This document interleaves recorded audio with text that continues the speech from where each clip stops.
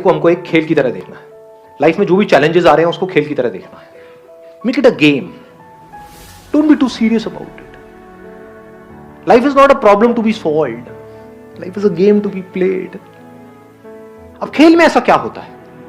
Rules होते हैं, नहीं होते हैं हर खेल के?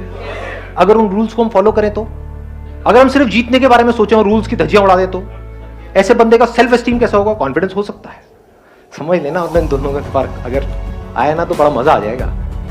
अगर कोई खिलाड़ी है वो सारे रूल्स को प्रॉपर्ली फॉलो करता है, उसकी सेल्फ एस्टीम ज्यादा होगी या कोई घपलेबाज है उसकी ज्यादा होगी? आराम से सोच के बोलो। मतलब खुद की नजर में कौन ऊपर होगा, जो आदमी ईमानदार है या जो बेईमान है? ईमानदार है। ऐसे बढ़ती है सेल्फ एस्टीम। एग्जाम्पल दूं अगर मैं एक ऐसे बंदे का जिसको आप सब जानते हैं, महेंद्र सिंह धोनी, सबने नाम सुना है। समझ पा रहे हो मैं क्या कह रहा हूं? सिर्फ उस इंसान में कॉन्फिडेंस नहीं है, सेल्फ कॉन्फिडेंस नहीं है, वो तो है ही, सेल्फ एस्टीम भी बहुत तगड़ी है। सेल्फ एस्टीम कैसे बनती है? जो भी खेल आप खेल रहे हो उसके रूल्स को फॉलो करके। यानी कि चाहे कुछ भी हो जाए, गेम हारते हैं हार जाए, इंडिया हारती है हार जाए, चीटिंग नहीं करें, बेईमानी नहीं करें, तो धीरे धीरे क्या होता है, ऐसे आदमी की कैसी इमेज बन जाती है कि अगर अंपायर को भी कंफ्यूजन है कि भाई ये आउट है या नहीं है, तो उस बंदे की तरफ देखेगा तो उसका रिएक्शन क्या है। समझ गए? सेल्फ एस्टीम बढ़ने से क्या होता है, उस बंदे की आप शक्ल देखोगे तो वहां पर एक ठहराव नजर आएगा, पीसफुल होगा वो। That is self esteem, that is more important than anything else. Dhoni movie देखी आप लोगों ने? yes, sir. उसका एटीट्यूड देखा है? yes, समझ रहे हो क्या होता है लाइफ में? जो अपने माइंड में ग्रेटेस्ट है, समझ गए ना कि मैं जा रहा हूं बैटिंग करने के लिए, तू बस रन आउट मत करवा दियो। एटीट्यूड देख रहे हो कि उसको पता है कि मैं क्या हूं, दुनिया को नहीं पता है, बट उसको पता था अंदर से कि मैं क्या हूं। आप एक बिजनेस कर रहे हो, आप खुद ही एक्साइटेड नहीं हो अपने बिजनेस को लेकर के, आप औरों से कैसे एक्सपेक्ट कर सकते हो कि वो एक्साइटेड होंगे? आपकी टीम कैसे एक्साइटेड होगी? सोचने वाला पॉइंट है। समझ आ रही है बात कि आप एक काम करने वाले हो लाइफ में आगे, या बिजनेस नहीं, मान लो जॉब भी करने वाले हो, लेकिन आप वहां पर टीम लीडर हो, आपकी टीम है 10 लोगों की, आप खुद ही एक्साइटेड नहीं हो अपने काम को लेकर के, और आप बोल रहे हो कि मेरी जो टीम है वो मोटिवेटेड नहीं रहती है, मेरे साथ में जो लोग हैं वो इंस्पायर्ड नहीं है अपनी लाइफ को लेकर के, वो काम अपना ढंग से नहीं करते। कैसे करेंगे? अगर आपके अंदर कुछ कमाल की एनर्जी होगी तो वो एनर्जी ट्रांसफर हो जाएगी। इसका मतलब मैं सिर्फ एक एस्पेक्ट में नहीं, लाइफ की हर एक एस्पेक्ट में मुझे बेस्ट होना है। बेस्ट दुनिया की नजर में नहीं, अपनी नजर में। सब कुछ मतलब सब में ग्रेटेस्ट होना है। That I want to be the greatest father ever. अभी तो आप लोग ये सोच नहीं पाओगे, फिलहाल ग्रेटेस्ट सन सोच सकते हो या डॉटर सोच सकते हो। Why not? हो सकता है इमीडिएटली ना बन पाओ, लेकिन अगर बोलते रहे तो आज नहीं तो कल बन जाओ। I am the greatest daughter, I am the greatest son ever. हो सकता है अभी आपको अपने पेरेंट्स के थोड़ा सा अगेंस्ट भी जाना पड़े, क्योंकि वो कुछ और बोलेंगे, करने के लिए आपको कुछ और करना पड़े, बड़े प्यार से उनका थोड़ा सा इमोशनल अत्याचार करना पड़े, कुछ भी करना हो सकता है। शॉर्ट टर्म में वो दुखी भी हो जाए, लेकिन अगर बार बार अपने अंदर से बोलते रहे I am the greatest person, तो क्या होगा? आज नहीं तो कल आप एक ग्रेटेस्ट सन या डॉटर भी बन जाओ, ग्रेटेस्ट हस्बैंड या वाइफ भी बन जाओ। ग्रेटेस्ट पर्सन मतलब क्या? कि जब मेरे अंदर से जो आ रहा है तो I have the courage to go for it, no matter what, then you are the greatest person. क्या सिर्फ हम लोगों से सीख सकते हैं या अपने आप से भी कुछ सीख सकते हैं? अपनी जो लाइफ के एक्सपीरियंसेस हैं वहां से भी बहुत कुछ सीख सकते हैं। लाइफ में जो सिचुएशंस है उनसे सीख सकते हैं। क्या हम ऑब्जेक्ट से कुछ सीख सकते हैं? जैसे एक चेयर पड़ी है यहाँ पे, इससे हम कुछ सीख सकते हैं? हाँ, तो आज कुछ ऐसे ही करने वाले हैं। क्या करेंगे? हाँ, कुछ मजेदार होना चाहिए ना, देखो तभी कुछ मजा आता है। मेरा क्या है कि अनसर्टेनिटी होनी चाहिए। तो क्या करेंगे, आप में से कोई भी उठ करके कोई भी ऑब्जेक्ट का नाम बोलेगा। That could be anything. जैसे भाई साहब ने अच्छी सी टोपी लगाई हुई, तो यू कैन से कैप। और फिर अब हमें देखना है मिल करके कि हम कैप से क्या सीख सकते हैं। जिसने कैप पहनी है उससे नहीं, कैप से क्या सीख सकते हैं। इससे क्या होने वाला है? एक तो हमारी राइट ब्रेन की एक्सरसाइज होगी, यानी हमको सोचना पड़ेगा, अपनी मेमोरी से हम नहीं बोल सकते, रट करके नहीं बोल सकते, उसी में मजा आता है। That is real learning. तो आप में से जो भी बोलना चाहते हैं कोई भी ऑब्जेक्ट का नाम, वो खड़े होकर के बोलेंगे। कोई अश्लील मत बोलना कृपया करके। कहीं कुछ ऐसा बोल जाओ कि भाई मेरे पास में कुछ हो ही ना बोलने के लिए, मैं चुपचाप बैठा रहा हूं। बोलो जी, आप में से कौन बोलना चाहता है? अलर्ट रहना बिल्कुल। जैसे ही ये बोलेंगे इमीडिएटली बाकियों के हाथ ऊपर होंगे, किस लिए कि इससे हम क्या सीख सकते हैं। हाँ बोलो, आप खड़े होकर के बोलो। Air conditioner. Air conditioner. Party शुरू करते हैं, एकदम तैयार। हाँ। हमेशा कूल रहो, कोई भी सिचुएशन में, कैसा भी सिचुएशन होता है, be cool. Exactly, let's give a big hand for that.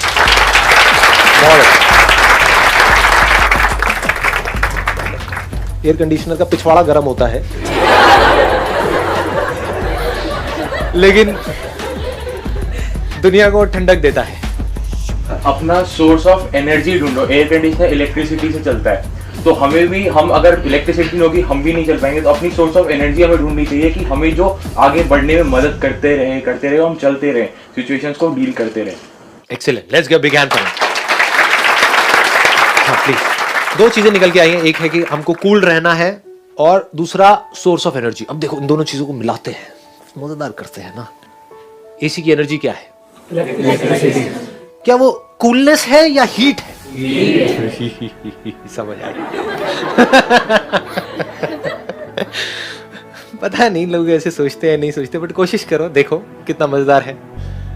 आप क्या चाहते हो कि हमारे अंदर कोई प्रॉब्लम ना हो किसी तरह की, है ना, लाइफ बड़ी स्मूथ चलती रहे, जैसा मैं चाहता हूँ ऐसा होता रहे, समझे, मतलब लाइफ बिल्कुल जो चाहिए वो मिल जाए, ऐसा हम चाहते हैं। लेकिन ये नहीं समझते लाइफ में एनर्जी मिलती कहां से है? प्रॉब्लम से मिलती है, हीट से मिलती है। अंदर हीट कैसे जनरेट होती है? जब कोई प्रॉब्लम होती है तभी तो हीट जनरेट होती है हमारे अंदर से। तो एसी को जो एनर्जी मिल रही है, एसी जो कूल है, वो कूल है हीट की वजह से। तो ये हीट और ये जो कूलनेस है, ये दोनों अलग अलग नहीं है, एक ही सिक्के के दो पहलू है, जैसे हेड और टेल। यानी कि अगर कोई प्रॉब्लम नहीं होगी तो हीट नहीं हो। आप क्या चाहते हो? प्रॉब्लम्स ना हो लाइफ में। यही आपकी जो चाहत है वो आपको आगे बढ़ने से रोकती है। तो वो प्रॉब्लम जहां से आपको एनर्जी मिलने वाली है, यानी कि हीट मिल रही है। हीट मिलती है नहीं मिलती है जब प्रॉब्लम में होते हो? जब कोई बड़ी प्रॉब्लम आती है तो एकदम से अंदर एनर्जी जनरेट होती है नहीं होती है? एग्जाम जब अगले दिन आ जाता है तो पढ़ते हो नहीं पढ़ते हो? जब एकदम से कोई आपके ऊपर अटैक करने के लिए आता है तो एनर्जी आ जाती है ना। अपनी माँ के ऊपर कोई अटैक करने के लिए आए, एनर्जी आ जाएगी ना। तो एनर्जी कहां से मिलती है लाइफ में? तो प्रॉब्लम से मिलती है। उन्हीं प्रॉब्लम्स के आप एक्सक्यूजेस बना रहे हो। तो आप क्या कह रहे हो? अल्टीमेटली आप कंप्लेन कर रहे हो। किस चीज के बारे में आप कंप्लेन कर रहे हो? एनर्जी के बारे में। एक तरफ से आप एनर्जी चाहते हो कि मेरे अंदर ऐसी एनर्जी आए कि मैं कुछ कमाल कर जाऊं लाइफ में, सब चाहते हैं। लेकिन वो एनर्जी जहां से आपको मिलने वाली है, उसका जो सोर्स है, उसका जो रॉ मटेरियल है, उसके बारे में आप उल्टा बोल रहे हो। बजाय कि उस रॉ मटेरियल को यूज करने के, बजाय कि ये बोलने के जितनी ज्यादा प्रॉब्लम्स होंगी उतना ज्यादा मजा आएगा ना लाइफ में, उतनी ज्यादा एनर्जी है। जिसकी लाइफ में कोई प्रॉब्लम नहीं है, तुझे पता नहीं है मेरा बाप कौन है, दिल्ली में तो भरे पड़े हैं, उसके अंदर एनर्जी देखी है कभी? कहां है?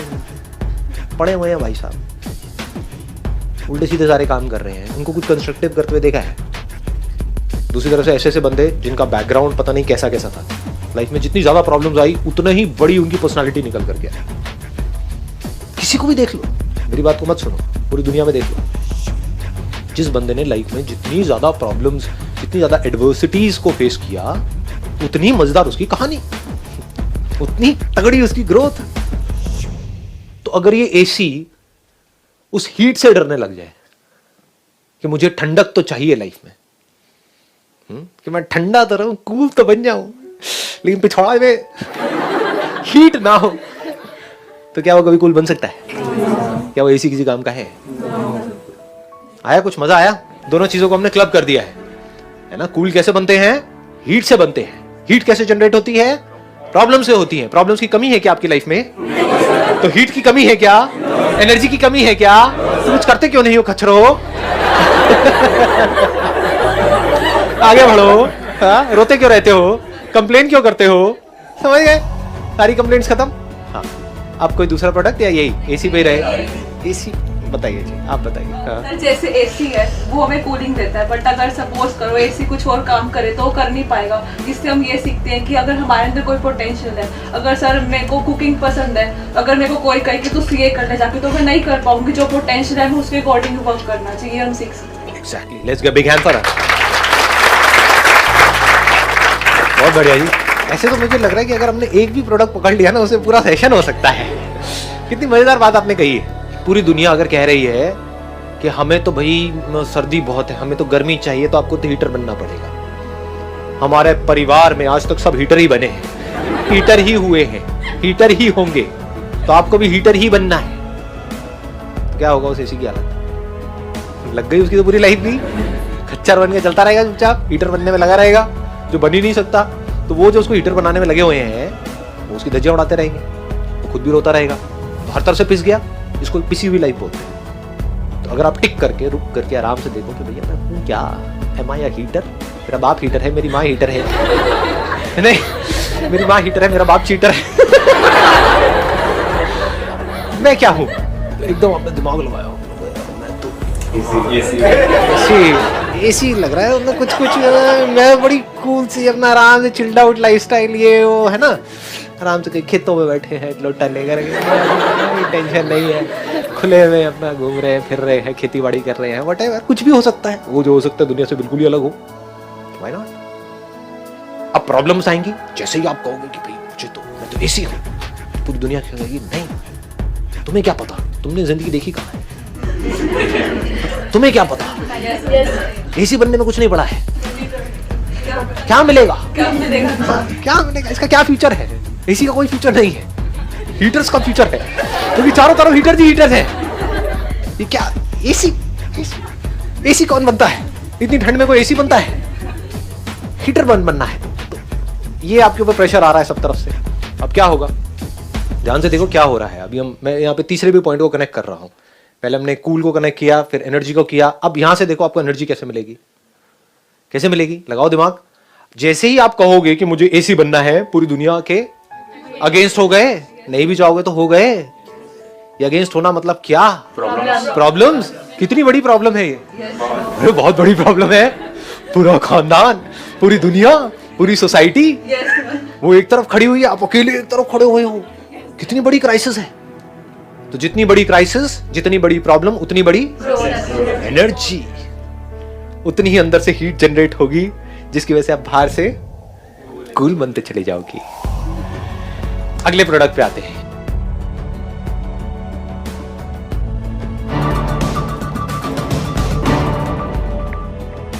आज जो हम टॉपिक यहां पर टच करने वाले हैं, वो आज तक मैंने जितने भी सेशंस करे हैं, उन सब में से सबसे इंपॉर्टेंट टॉपिक वो है how to choose your career. कि जो पेरेंट्स हमसे एक्सपेक्ट करते हैं, कुछ हद तक वो एक्सपेक्टेशंस भी पूरी हो जाए, और जो हम करना चाहते हैं वो भी हम कर सकें, और आगे फाइनेंशियली ग्रो करने की जो पॉसिबिलिटीज है वो इनफाइनाइट। इससे पहले कि मैं आप लोगों को बताऊं कि ये चीज कैसे होगी या हमको क्या करना है, इसके लिए मैं आप लोगों से जानना चाहूंगा, आप लोग अपना करियर कैसे चूज करते हैं? सर, हम करियर चूज करते हैं जो हमारे पेरेंट्स आपस में सोचते हैं, जो बनना चाहते हैं, वो सोचते हैं कि इसमें हमारा चिल्ड्रन फाइनेंशियली सही सक्सेसफुल हो सकता है, और हो सकता है वो हमारे दिमाग में पहले से बचपन से सेट कर देते हैं कि आपको ये बनना है। और हम छोटे होते हैं तो हम सोचते हैं कि यही हमारे लिए अच्छा ऑप्शन होगा, इसमें सक्सेसफुल हो सकते हैं। फिर वो बच्चे वही करने लग जाते हैं, और फिर ये 90% बच्चे इससे छूटते हैं। मोस्टली क्या होता है कि फ्रेंड सर्कल के दबाव में आकर लोग 1 साल में आकर कर लेते हैं, फ्रेंड नहीं करना तो हम भी ये करते हैं। सर बेसिकली जो होता है वो पेरेंट्स हमारे बोलते हैं कि 2 साल पहले उसने वो करा था, जो सक्सेस है वो जो है तेरे बड़े भैया जो है वो आज यूएस में बैठे हैं, ये जॉब कर रहे हैं। हाँ, वो भी बेसिकली ये कहते हैं कि तू भी ये कर ले, तू भी उसकी तरह स्टैंड हो जा। कोई इंटरेस्ट के बारे में बात नहीं करता कि हमारा इंटरेस्ट किसमें है, किसमें नहीं। सर वो पेरेंट्स जब हमसे पूछते हैं कि आप ये नहीं करना, वो नहीं करना, तो बताओ क्या करना है, तो सर कई बार ये भी होता है कि हमारे पास ये जवाब नहीं होता, हम क्या करें, हमें यही नहीं पता।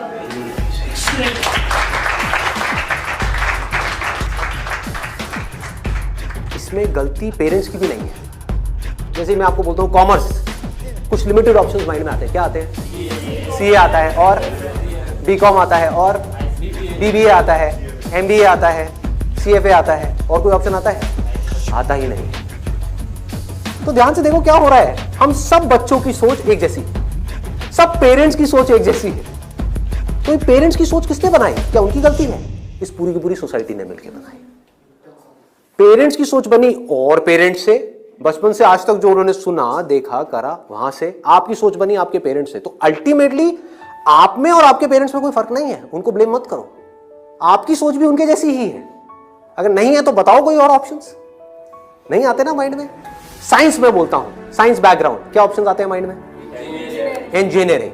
इंजीनियरिंग में भी क्या आता है? जैसे इंजीनियरिंग वर्ड आता है, क्या आता है माइंड में? IIT आता है, ठीक है। मेडिकल में क्या आता है?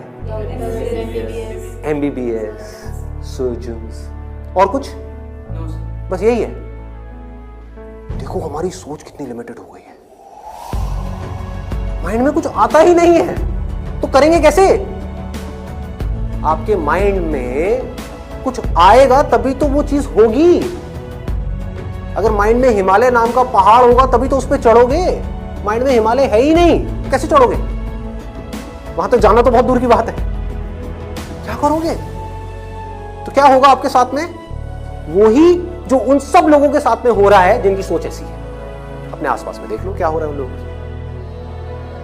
अगर हम चाहते हैं हमारे साथ में कुछ अलग हो तो हमें क्या करना पड़ेगा? अपनी सोच को तोड़ना होगा। सबसे पहले समझेंगे कि एग्जैक्टली हो क्या रहा है, फिर ये देखेंगे कि हम क्या कर सकते हैं और क्या करना है। इसको आप पीछे सर्कुलेट कर दीजिए।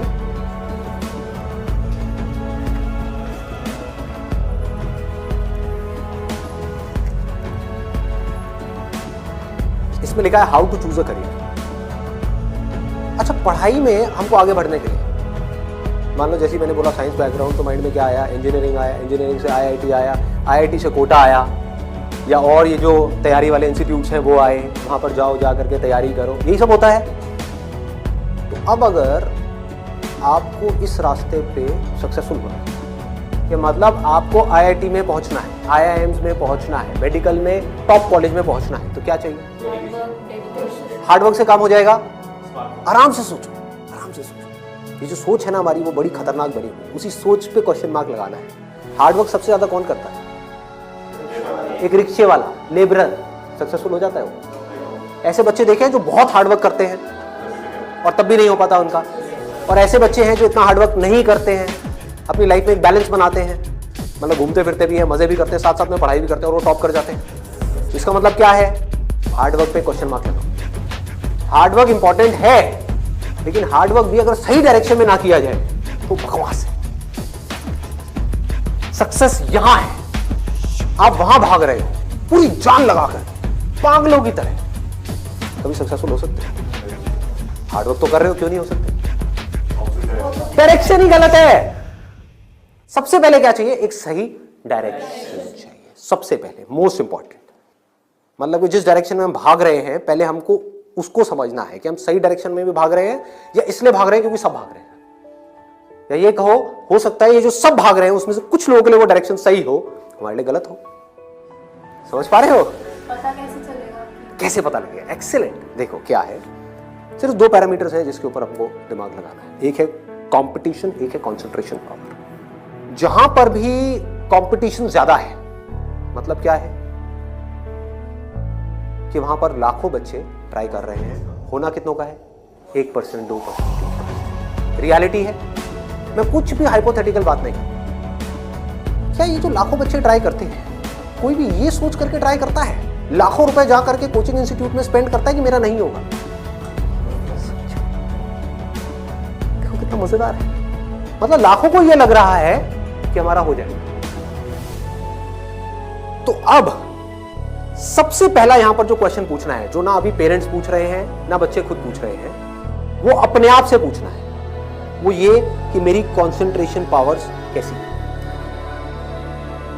सिंपल है ना, इसमें कोई कॉम्प्लिकेटेड है? कि अगर आपको इन कॉम्पिटिटिव एग्जाम्स में कॉम्पीट करना है, दिन में 10-10 घंटे पढ़ना है, 15-15 घंटे पढ़ना है, उससे भी काम नहीं होने वाला, क्योंकि बहुत लोग पढ़ते हैं फिर भी नहीं कर पाते। तो इसका मतलब क्या है? आपको अपने आप से सच बोलना। अभी बड़ा टेढ़ा काम, अभी दुनिया में हमारी आदत क्या पड़ी हुई है? झूठ बोलने की। किसी से भी जाकर के पूछो, हाँ भाई तेरे में पोटेंशियल है, कर लेगा IIT? हाँ मैं तो कर लूंगा, मैं तो कर लूंगा। फिर हुआ क्यों नहीं? हुआ क्यों नहीं? अरे वो लक साथ नहीं हो पाया, कोई वजह होगी, नहीं हो पाया। मतलब क्या था? डायरेक्शन ही गलत, स्टार्टिंग ही गलत हो गई। अब आप कैसे ये डिसाइड करोगे कि आपकी कंसंट्रेशन पावर स्ट्रांग है या नहीं है? माइंड की थोड़ा सा डेप्थ में जाते हैं। कैसे डिसाइड करोगे? जब भी आप किसी कॉम्पिटिटिव एग्जाम में कॉम्पीट कर रहे हो, तो आपको ये देखना होगा आपके कॉम्पिटिटर्स कौन है। फॉर एग्जाम्पल, आप एक रेस में भाग रहे हो, आपके साथ में कोई एथलीट जिसने 10 साल प्रैक्टिस करी है रेस में भागने की, आप कभी नहीं भागे, धीरे धीरे जॉगिंग करी है, लेकिन रेस में कभी तेज नहीं भागे, जीत पाओगे उससे? करो हार्ड वर्क। वो 10 साल से भाग रहा है और वो रुकने वाला नहीं है, उसके पास में पूरा का पूरा एक मोमेंटम है, वो अगले 2 साल तक भी ऐसे ही भागने वाला जैसे वो 10 साल से भागता आया है।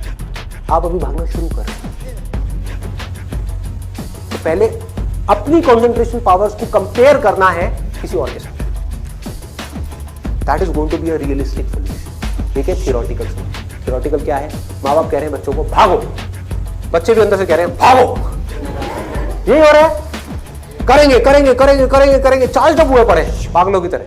इनको ये नहीं समझ पा रहा कि मेरे अंदर वो स्ट्रेंथ है भी या नहीं है। बहुत बारीक बात है, अगर इसको हमको समझ आए तो। एक बॉक्सिंग रिंग में आप हो, ठीक है, तो सामने देखो कि जो बॉक्सर है वो है कौन जिससे आप लड़ने के लिए जा रहे हो। इसी को तो कंपटीशन बोलते हैं।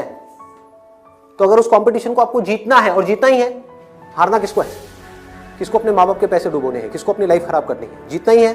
तो जीतने का क्या तरीका है? पहले अपने कॉम्पिटिटर्स की स्ट्रेंथ को समझ जाओ, समझ लो कि आप कॉम्पीट कर किसके साथ में रहे। वो कैसे समझोगे?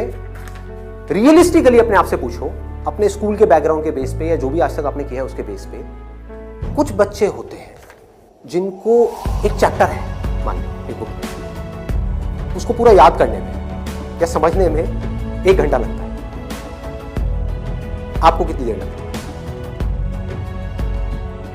5 घंटे, 6 घंटे, 10 घंटे या आधा घंटा? ये पूछो अपने आप से। Then you will be able to जज your strength in comparison to your competitors. जो 13 लाख बच्चे हैं, इसमें से 10% बच्चे ऐसे हैं जिनकी कंसंट्रेशन पावर्स एक्स्ट्रा ऑर्डिनरी है। उनसे अगर आप कॉम्पीट कर रहे हो तो एटलीस्ट आपकी कंसंट्रेशन पावर एक्स्ट्रा ऑर्डिनरी होनी ही चाहिए। और कंसंट्रेशन पावर एक दिन में एक्स्ट्रा ऑर्डिनरी नहीं होती, ये प्रैक्टिस है। मतलब उन्होंने कई सालों तक इसकी प्रैक्टिस करी, तब जाके उनकी कंसंट्रेशन पावर एक लेवल तक पहुंची है। तो आप अपने आप से ईमानदारी से सवाल पूछो तो सही कि आपकी कंसंट्रेशन पावर है कैसी।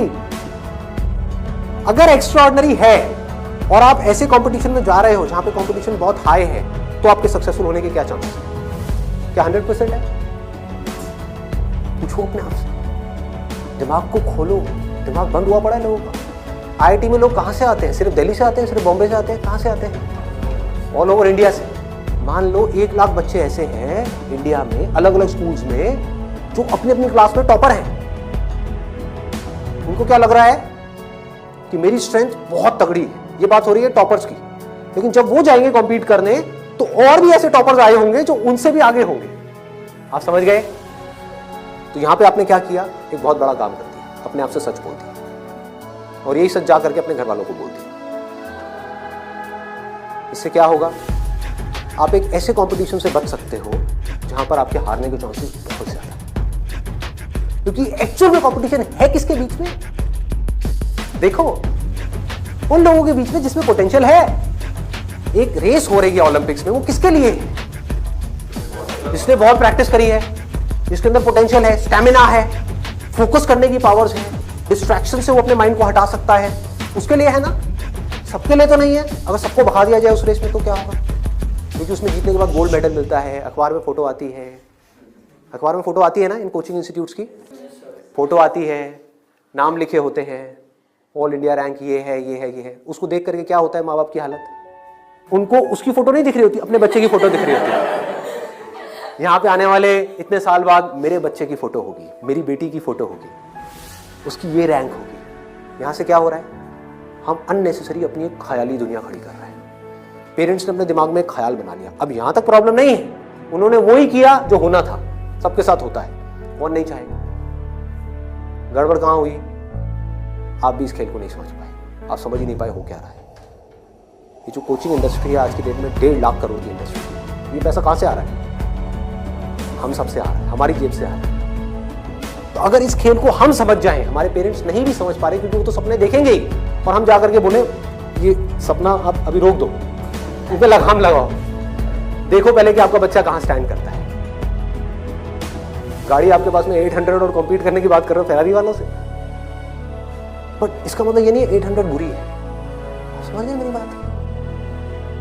रेस में बुरी है, पर दिल्ली की सड़कों पे पुरानी दिल्ली में फेरारी अच्छी है, 800 अच्छी है, 800 अच्छी है, ज्यादा सक्सेसफुल। बट वही अगर उस रेस में चली जाए जिसमें सब भाग रहे हैं और सारी 800 नहीं है, फेरारीज, एक से एक फेरारीज है, किसमें कितनी आग लगी हुई है वो आपको पता ही नहीं है। आप समझ पा रहे हो?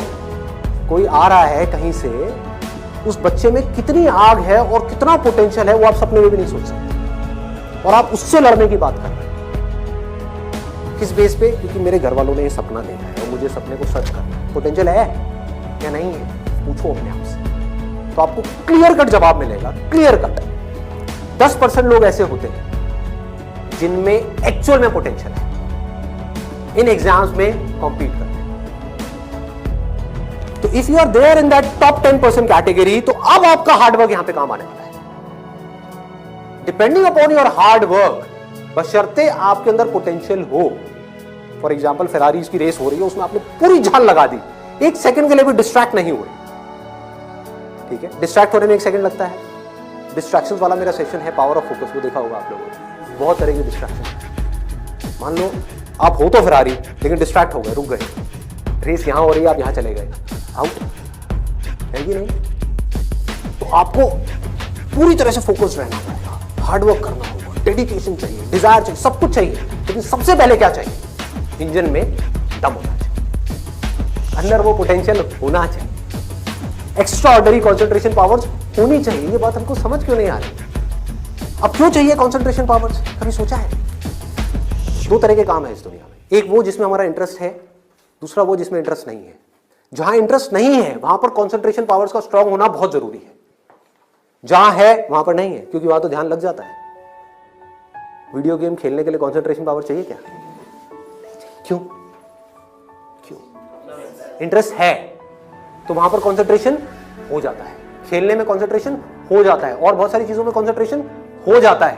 पढ़ाई में हमें कॉन्सेंट्रेट करना पड़ता है, और चाहिए ही चाहिए, क्योंकि पढ़ाई में 99.99% लोगों का इंटरेस्ट नहीं होता। तो कैसे पढ़ाई में क्रैक कर पाएंगे? तब जब अपने ध्यान को ऐसी जगह पे रोकना आता हो जहां पे हमारा इंटरेस्ट नहीं है। और ऐसी स्ट्रेंथ कितने लोगों में होती है? सच सच बताना आज, मतलब ईमानदारी से, आप में से कितने हैं यहां पर जो आप क्लेम कर सकते हो कि मेरी जो कंसंट्रेशन पावर्स हैं वो एक्स्ट्रा ऑर्डिनरी? ऑनेस्टली आपकी है? Let's give a big hand. हम सब में से सिर्फ एक ही, और ट्राई कौन करते हैं? सब करते हैं। मेजॉरिटी ऑफ पीपल, सब तो नहीं कह सकते, मेजॉरिटी ऑफ पीपल है ना खतरनाक ही। और एक बहुत बड़ी चीज हुई है अभी, आप में से सिर्फ एक ने अपना हाथ उठाया, बाकी ने नहीं उठाया। इसका मतलब आपने क्या किया? सच बोला, एक्सेप्ट कर लिया। अगर अपने घर पे भी एक्सेप्ट कर लो तो क्या होगा? खेल शुरू होने से पहले ही खत्म हो गया। अगर ये मेजॉरिटी ऑफ बच्चों को समझ आ जाए, इंडिया में लाखों बच्चे मेरी वीडियोस देखते हैं, उनको समझ आ जाए और वो अपने आप से सच बोल दें, अपना हाथ ऊपर ना करें, अपने घर पे जाकर के बोल दें मेरी कॉन्सेंट्रेशन पावर एक्स्ट्रा ऑर्डिनरी नहीं है। हाँ, मेरी क्लास में कुछ 4 बच्चे हैं, उनकी है, तो वो भी कॉम्पीट करने जा रहे हैं, उनको करने दो। मुझे नहीं लगता कि मैं जीत पाऊंगा इस खेल में। हाँ, कुछ और ऐसे खेल है जहां पर मैं फाड़ दूंगा, तो क्या होगा? अब क्या आपके पेरेंट्स भेजेंगे आपको? पहले ही बोल दो, आपने भेजना है भेज दो, लेकिन आपका पैसा डूबेगा। 5 लाख डुबोने हैं, डुबो दो। भेजना है भेज दो, मुझे पता है मेरा नहीं हो पाएगा। ये झूठ है, ये नेगेटिव थिंकिंग है, या ये रियलिस्टिक थिंकिंग है? समझो, realistic thinking, that is the biggest thing जो हमको समझना है। पॉजिटिव थिंकिंग का लोग मतलब क्या निकालते हैं कि मेरे पास में मारुति 800 है, और मैं ये एक्सेप्ट ही ना करूं कि मेरे पास में मारुति 800 है, मैं अपना एक ख्याल बना लूं कि मेरे पास में फेरारी है, और जाकर के कॉम्पीट करूं ऐसे लोगों के साथ में जिनके पास में एक्चुअल में फेरारी है। फर्क पता लग रहा है? और ऊपर से अपने आप को पॉजिटिवली अंदर से मोटिवेट करता रहा। घर वाले भी मुझे रोज फोन करके, नहीं बेटा तू कर सकता है, कर सकता है, कर सकता। रियलिटी को देखो ही ना, अपनी स्ट्रेंथ को देखो ही ना, अपनी आंखें बंद कर लो, सच बोलो अपने। जीत सकते हो तो लड़ो, नहीं जीत सकते तो कोई ऐसी जगह पे जाओ जहां पे आप जीत सकते हो, या बेटर स्टिल जहां पे कोई कंपटीशन ही ना हो। आगे बढ़ते हैं। दूसरा क्या है? ये तो हो गई पहली कैटेगरी, एक्स्ट्रा ऑर्डिनरी, जो यहां पर अभी कोई भी नहीं मिला, सिर्फ एक मिला है। दूसरा है ऑर्डिनरी। 90% लोग एक क्लास में 90% स्टूडेंट्स इंडिया में वो इस सेगमेंट में आते हैं। अब मजे की बात क्या है, ये जो कोचिंग इंस्टीट्यूट्स हैं इनकी दुकानें कैसे बच्चों से चल रही है? ऐसे बच्चों से। कुछ रोल मॉडल्स दिखा करके देखो हमारे इंस्टीट्यूट से ये है, उन्होंने ये कर दिया, जनता को लेकर के आएंगे, जितनी ज्यादा भीड़ आ जाए उतना अच्छा। तो इस पूरी प्रॉब्लम को अगर सॉल्व करना है तो कौन करेगा? एक स्टूडेंट ही कर सकता है। आप चाहो तो स्टैंड ले सकते हैं। स्टैंड मतलब क्या? सच बोल, ऑर्डिनरी लोग 90% ये कहां जा रहे हैं? हाईली कॉम्पिटिटिव फील्ड्स में जा रहे हैं। क्यों जा रहे हैं? क्योंकि सब जा रहे हैं, क्योंकि उन्हें लग रहा है कि मेरा हो जाएगा। मैं ये नहीं कह रहा कि अगर आप एक ऑर्डिनरी हो और एक हाई कॉम्पिटिशन वाली फील्ड में जा रहे हो तो आपका नहीं हो। I am not saying that the possibility is 0%, I am saying possibility is 1%। Genuine है वो भी तब है अगर आप मेहनत करो तो। अगर वहां जाकर के मेहनत ही ना करो तब तो बिल्कुल नहीं होगा। अगर आप बहुत मेहनत करो तो 1%। क्योंकि मैं हिम्मत नहीं तोड़ूंगा ऐसे लोगों की। लाखों ऐसे स्टूडेंट्स हैं जो आज की डेट में ऐसा कर रहे हैं। बट ये वीडियो मैं सिर्फ अभी करंट सिचुएशन के लिए नहीं बना रहा, मैं आगे तक देख रहा हूं। आने वाले 20 साल, 50 साल, 100 साल आगे तक देख करके चलो कि इंडिया की प्रॉब्लम्स का अगर हमको सोल्यूशन निकालना है, अनएम्प्लॉयमेंट का सोल्यूशन निकालना है, डिप्रेशन का सोल्यूशन निकालना है, तो वो सोल्यूशन क्या है? मेरी सोच वहां पर चले। इसकी वजह से होगा क्या? अभी जो ऑलरेडी ऐसे ऑर्डिनरी स्टूडेंट्स हैं और वो ऐसी जगह पे चले गए, उनकी हिम्मत टूट जाएगी इस वीडियो को देखकर। तो मैं उनको क्या कहूंगा? उम्मीद है, लगा दो चाह। बस साथ में क्या कहूंगा उन पेरेंट्स को जो अब ऐसा गेम खेलने वाले हैं, उन स्टूडेंट्स को क्या कहूंगा? वो सुनो जो मुझे देख रहे हैं, कि अपने पेरेंट्स को जाकर के कहो मुझे नहीं लगता कि मेरे में पोटेंशियल है, मुझे नहीं लगता कि मैं कर पाऊंगा। हाँ 1% चांस है। सच बोल बोलो, मैं ये नहीं कह सकता मैं कर ही नहीं सकता। 1% चांस है, 99% चांस है मैं नहीं कर पाऊंगा। मैं जानता हूं अपने आप नहीं जानते, मैं जानता हूं। मुझे पता है अंदर से कि मैं क्या हूं, मुझे पता है अंदर से कि मेरे अंदर कितनी आग है, कितना पोटेंशियल है।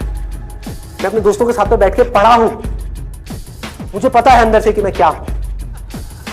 तो आप क्या कहोगे? सच बोलोगे अपने घर वालों को जाके कि देखो अगर आप मुझे 2 साल तक की कोचिंग कराओगे, उसमें मान लो लाख रुपए साल की फीस होगी, प्लस रहना खाना पीना व्हाटएवर इट इज। टोटल मान लो 2 साल में कितना खर्चा आया? 4-5 लाख, 5 लाख मान लेते हैं। तो आप बोलोगे अपने घर वालों को जाकर के, अगर अभी भी ये सब सुनने के बाद भी आप कहते हो कोई बात नहीं बेटा 1% चांस है तू कर ले, तो मैं आपको एक बेटर ऑप्शन देता हूं प्रैक्टिकल रियलिटी के बेस पे। यहां पे अगर आपके पेरेंट्स आपके ऊपर दाव लगाते हैं, जीतने के चांसेस क्या है पेरेंट्स के? 1:100। इससे बेटर ऑप्शन क्या है? गोवा जाओ। Seriously, I am serious about it, मजाक नहीं कर रहा। गोवा जाओ, वहां पे कैसीनोज है, वहां पे अगर आप 5 लाख रुपए लगाते हो, एक रूले करके गेम है, पता है आप लोगों को? सारे जुआरी हैं क्या यहाँ पे? रूले गेम है जिसमें बॉल घुमाते हैं, 36 नंबर होते हैं और एक 0 होता है। वहां पे अगर आप 1 नंबर पे पैसा लगाते हो और वो नंबर आ जाता है तो 1 रुपए आपका बन जाता है 36 रुपए। जीतने की प्रोबेबिलिटी क्या है? 1:37। यहां पर क्या है? 1:100। वहां पर क्या है? 1:37। मतलब इससे डबल से भी ज्यादा है। तो अपने पेरेंट्स को सजेशन दो कि जुआ खेलना ही है, ये बेटर ऑप्शन है, खेलते हैं ना। मेरी जिंदगी क्यों दांव पे लगा रहे हो? मुझे तो बचने दो। अरे खेलना है तो मिलके खेलते हैं। जाओ अपने पेरेंट्स के साथ में, उनको गोवा लेकर के जाओ, अपनी पार्टी करना, और एक दिन जाना ले आकर के 5 लाख रुपए एक टेबल पे रख देना। अगर वो नंबर आ गया तो कोई भी नंबर चूज कर लो। आपके पेरेंट्स चाहते हैं आप नंबर 1 पे आओ, ऑल ओवर इंडिया में आपकी नंबर 1 रैंक आए, तो 1 नंबर पे पैसा लगाओ।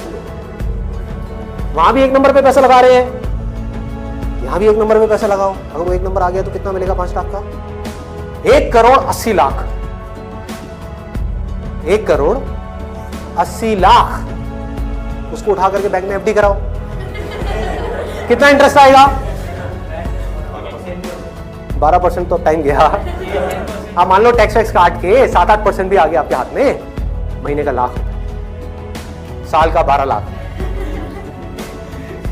सोचो क्या ये प्रैक्टिकल है या नहीं है? जो बात मैंने बोली है थ्योरेटिकल है, प्रैक्टिकल है।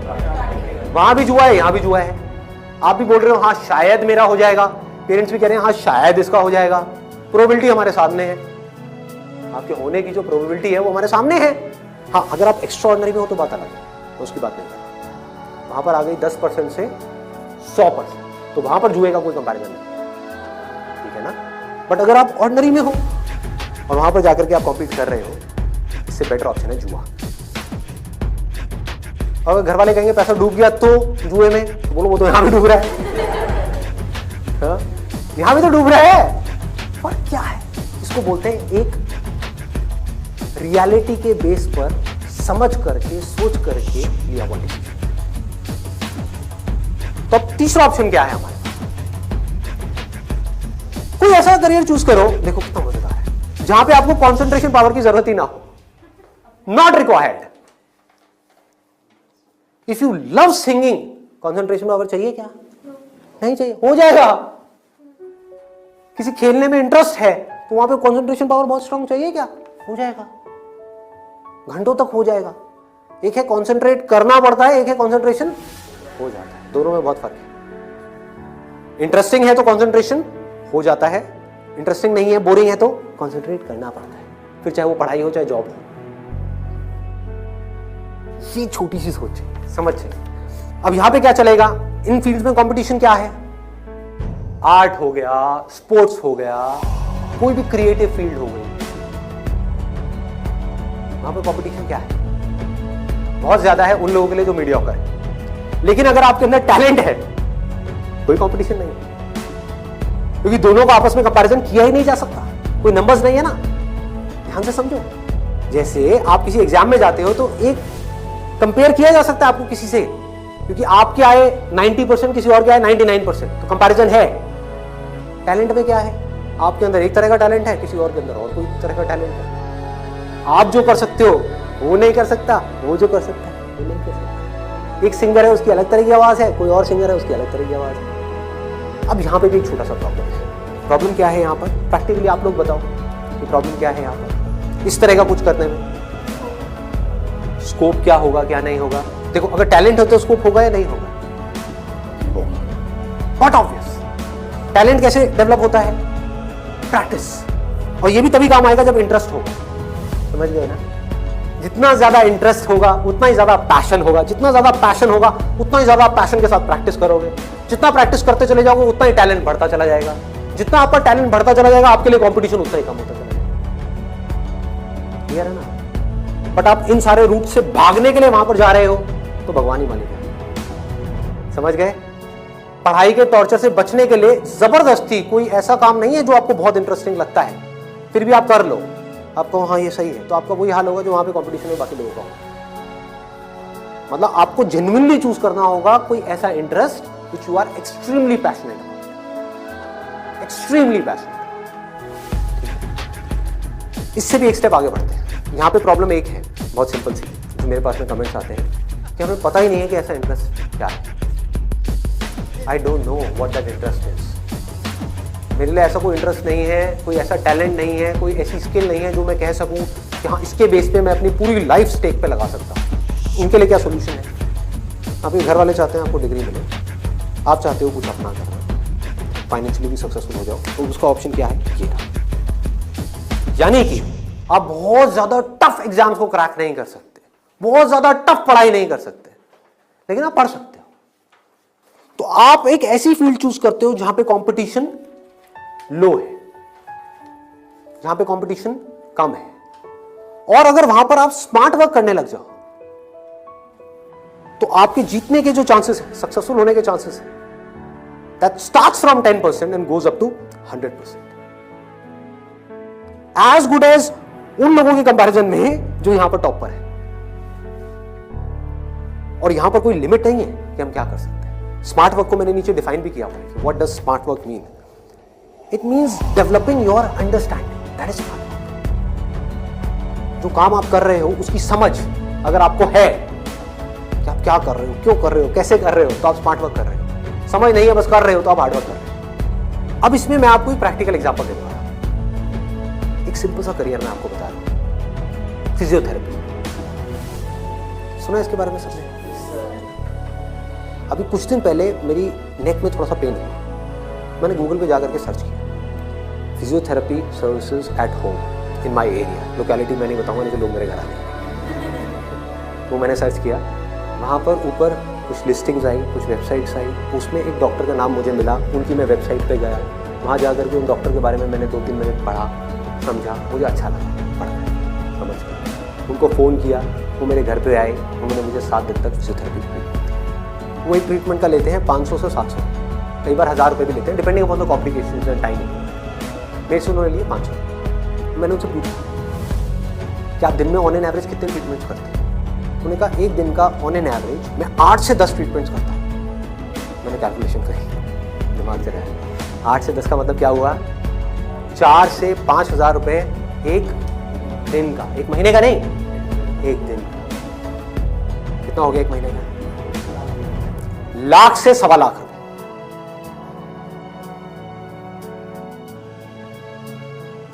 अभी उनको 4 साल हुए फिजियोथेरेपी करे हुए, ये नहीं है कि 40 साल हुए, 4 साल। समझ रहे हो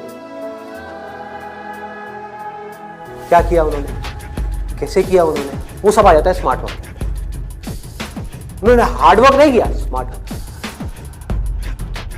ज्यादातर लोग क्या करते हैं, एक हाईली कॉम्पिटिटिव फील्ड के अंदर जाकर के कॉम्पीट करते हैं, वहां होता है नहीं, जा करके किसी लोकल कॉलेज में फंस जाते हैं, वहां से निकल करके जॉब के लिए धक्के खाते हैं। इसके आगे सोच बढ़ ही नहीं पाती। जॉब नहीं मिल रही तो दुखी हो जाते हैं, उसके बाद में जब बहुत टाइम तक जॉब नहीं मिल रही होती तो जो भी जॉब होती है, जैसी भी जॉब होती है, कर लेते हैं। होता है प्रैक्टिकली ऐसा है? नहीं होता है।